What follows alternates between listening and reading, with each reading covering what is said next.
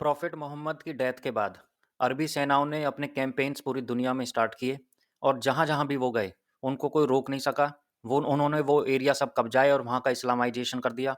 आज पूरी दुनिया जहाँ-जहाँ भी वो अरबी सेना गई, वो सब इस्लामिक कंट्रीज़ बन चुके हैं।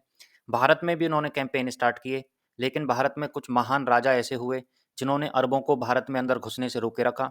और एक वो जो समय था, करीब 100 डेढ़ 100 सालों का, 632 ईस्वी के बाद, यानी प्रॉफिट मोहम्मद की डेथ के बाद, उस 100 डेढ़ 100 सालों में ही दुनिया में जहाँ भी इस्लामाइजेशन पहुँचा, वो उसी वक़्त पहुँचा और जहाँ भी वो इस्लामिक कंट्रीज़ बने, वो उसी वक़्त बने।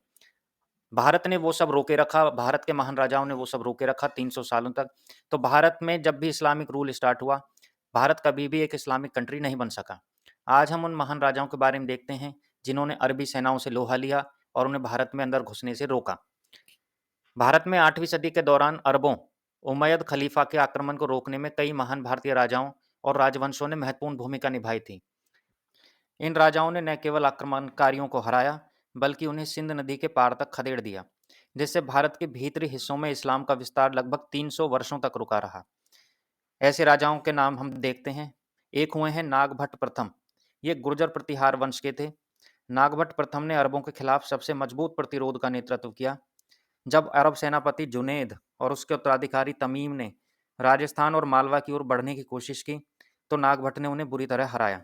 महत्व क्या था उनकी इस सफलता का?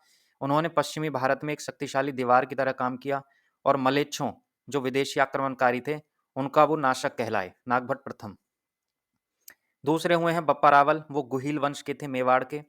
मेवाड़ के शासक बप्पा रावल भारतीय इतिहास के उन वीरों में से हैं, जिन्होंने अरबों को न केवल हराया, बल्कि उन्हें खदेड़ते हुए ईरान की सीमाओं तक ले गए। ऐतिहासिक स्रोतों के अनुसार बप्पा रावल ने नागभट्ट प्रथम और अन्य राजाओं के साथ मिलकर एक संयुक्त मोर्चा, यानी कन्फेडरेसी बनाया, जिसने राजस्थान के युद्ध, जो कि 738 ईस्वी में हुआ, उसमें अरब सेना को धूल चटा दी थी। एक हुए हैं विक्रमादित्य सेकंड और अवनिजनाश्रय पुलकेशिन, जो कि चालुक्य वंश के हुए हैं। दक्षिण भारत के चालुक्य साम्राज्य ने भी अरबों को रोकने में निर्णायक भूमिका निभाई। जब अरबों ने गुजरात, लाट प्रदेश पर हमला किया, तो चालुक्य सम्राट विक्रमादित्य सेकंड के सेनापति और गुजरात के सामंत अवनिजनाश्रय पुलकेशिन ने नवसारी के युद्ध में, जो कि सेम 738 ईस्वी में हुआ, में अरबों को करारी शिकस्त दी।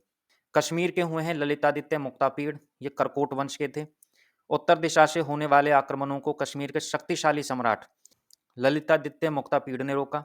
उन्होंने पंजाब और गांधार के क्षेत्रों में अरब सेनाओं को हराया।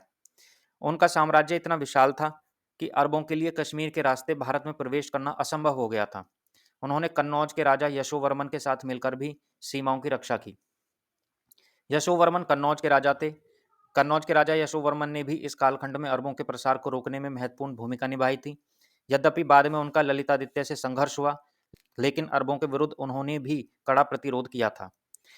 निष्कर्ष यह है कि 738 ईस्वी के आसपास हुआ राजस्थान का युद्ध और नवसारी का युद्ध भारतीय इतिहास की निर्णायक घटनाएं थीं। नागभट्ट प्रथम, बप्पा रावल और चालुक्य सेनापति पुलकेशिन की इन जीतों ने अरबों को केवल सिंध तक सीमित कर दिया और भारत को अगले कई सदियों तक बड़े विदेशी आक्रमणों से सुरक्षित रखा।